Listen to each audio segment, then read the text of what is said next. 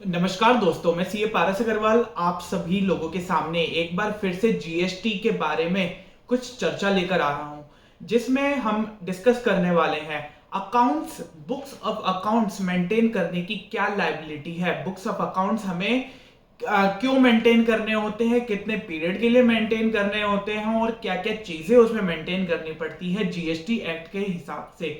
तो section number 35 होता है सीजीएसटी एक्ट का। सीजीएसटी एक्ट का सेक्शन नंबर 35 क्या कहता है कि every person shall keep at its principal place of business as mentioned in the certificate of registration. जो आपके रजिस्ट्रेशन सर्टिफिकेट पे principal place of business mention है, उस प्लेस पे आपको क्या क्या चीजें मेंटेन करनी है। Production and manufacture of goods, जो आपके गुड्स मैन्युफैक्चर हुए हैं, जो प्रोड्यूस हुए हैं, उन गुड्स की डिटेल। आपकी inward and outward supply of goods की डिटेल, आपके स्टॉक की डिटेल, आपके inward credit availed, inward ITC availed की डिटेल, आउटपुट टैक्स पेएबल जो देने वाला है या आप दे चुके हैं उसकी डिटेल, क्या क्या जो गुड्स आपने प्रोड्यूस करे हैं उसकी डिटेल, स्टॉक की डिटेल, कितना आपने स्टॉक खरीदा, परचेज करा, ओपनिंग क्लोजिंग, ये सारी डिटेल, आपने कितना आईटीसी अवेल करा, कितना आपने टैक्स पे करा, कितना पेएबल है, यह आपकी डिटेल आपको मेंटेन करनी है प्रिंसिपल प्लेस ऑफ बिजनेस पे।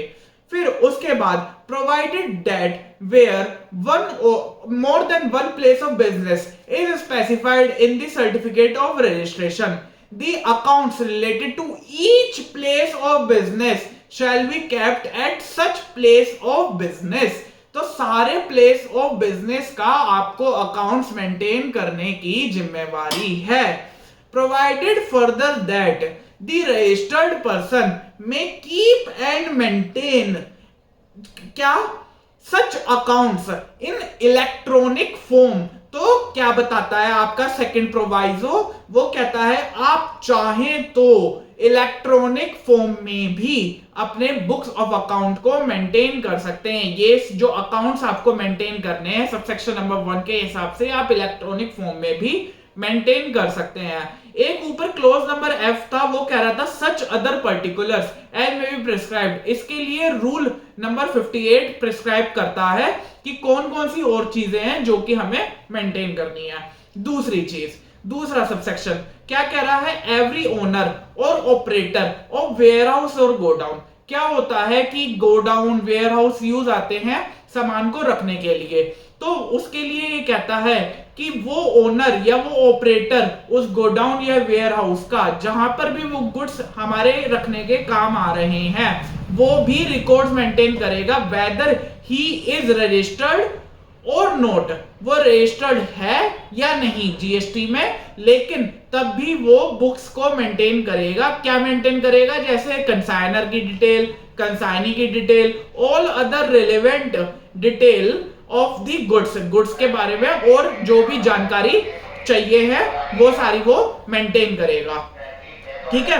फिर कमिश्नर में नोटिफाई, कमिश्नर यहां चाहे तो वो नोटिफाई कर सकता है अ क्लास ऑफ टैक्सेबल पर्सन, कुछ क्लास टैक्सेबल पर्सन की टू मेंटेन एडिशनल रिकॉर्ड्स। मतलब एक रिकॉर्ड तो बता रखे हैं सबसेक्शन नंबर 1 के हिसाब से, और वो कह रहे हैं कि कमिश्नर चाहे तो एडिशनल रिकॉर्ड्स की भी रिक्वायरमेंट लगा सकता है या एडिशनल डॉक्यूमेंट्स की भी रिक्वायरमेंट लगा सकता है। सबसेक्शन नंबर 4 क्या कह रहा है, commissioner where the commissioner considered that any class of taxable person is not in the position to maintain books of account, जहां पे उसको लगता है कि ये बुक्स ऑफ अकाउंट पर्सन ये जो है अकाउंट्स मेंटेन नहीं कर पाएगा जीएसटी के अकॉर्डिंग, सबसेक्शन नंबर 1 के अकॉर्डिंग, नॉट इनकम टैक्स वाला। यहां पर हम जीएसटी वाली बात कर रहे हैं, इनकम टैक्स के ऊपर ओवरराइड नहीं कर रहे हैं हम, यहां पे सिर्फ जीएसटी स्पेसिफिक बात कर रहे हैं कि वो जो है अकाउंट्स मेंटेन नहीं कर पाएगा, तो कमिश्नर जो है वो अपने हिसाब से बता सकता है कि वो परमिट कर सकता है कि उसको कौन कौन से अकाउंट्स जो है मेंटेन करने हैं, वो प्रिस्क्राइब कर सकता है। तो क्या हुआ कि नॉर्मली तो सबसेक्शन नंबर 1 के दिए हुए अकाउंट्स मेंटेन करेगा, नहीं कर पाता है अगर तो कमिश्नर उसको अलाउ कर सकता है उस स्पेसिफाइड उस प्रिस्क्राइब तरीके से अकाउंट्स को मेंटेन करने के लिए। अगला हम पढ़ते हैं सबसेक्शन नंबर 6, अब आप बोल रहे होंगे subsection number 5, subsection number 5 omitted है, ठीक है। अब सबसेक्शन नंबर 6, सबसेक्शन नंबर 6 क्या कह रहा है, subject to the provision of clause number H, 17(5) के क्लोज नंबर H को छोड़कर, वेयर मतलब उसको ध्यान में रखते हुए, where the person fails to account for the goods or services or both in accordance with the clause subsection number 1, proper officer shall determine the amount of tax payable on the goods or services that are not accounted for। मतलब क्या कहने का मतलब है कि कुछ भी अगर आपने उसमें नहीं मेंटेन करा है तो ऑफिसर चाहे तो 73 और 74, सेक्शन नंबर 73 और 74 के हिसाब से आपकी आउटवर्ड टैक्स लायबिलिटी कैलकुलेट कर सकता है। आपकी टैक्स लायबिलिटी कैलकुलेट करके वो बता सकता है कि इतना तो जो है shall determine the amount of tax payable on goods और services that are not accounted for, जिसमें आपने अकाउंट जिसको आपने मेंटेन नहीं करा है, जिस पर्टिकुलर सप्लाईज के बारे में या जिस पर्टिकुलर चीज को आपने मेंशन नहीं करा है, वहां पे प्रॉपर ऑफिसर अपने हिसाब से बता सकता है। और वो क्या कर सकता है, डिटर्मिनेशन ऑफ सच टैक्स, और उस पे वो टैक्स को डिटरमाइन कर सकता है। अगली चीज हमारी period of retention of account से रिलेटेड आती है। हमें कब तक कितने टाइम के लिए अपने अकाउंट्स को मेंटेन करना है कि जो है हमें until the expiry of 72 months from the due date of furnishing annual return. तो हमें क्या करना है, 72 महीने मतलब 6 साल तक अपने अकाउंट्स को मेंटेन करना है एनुअल रिटर्न की बात की डेट से।